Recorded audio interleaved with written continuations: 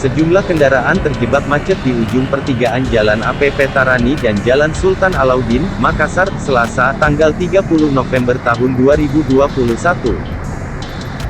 Tidak adanya traffic lights di pertigaan ini sehingga membuat arus lalu lintas melambat dan menumpuk, apalagi tidak adanya petugas lantas yang mengarahkan sehingga memicu kemacetan.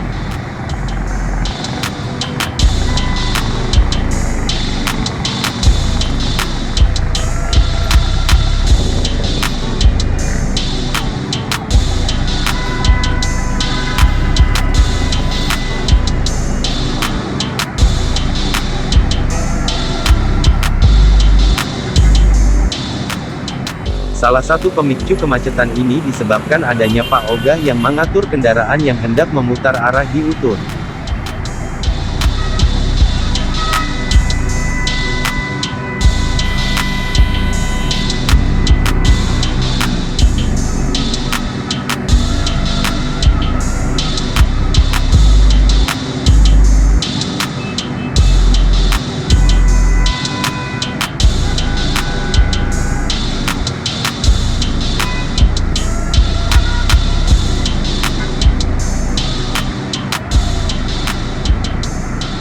Kehadiran Pak Ogah selalu memprioritaskan mobil yang hendak putar balik ketimbang motor.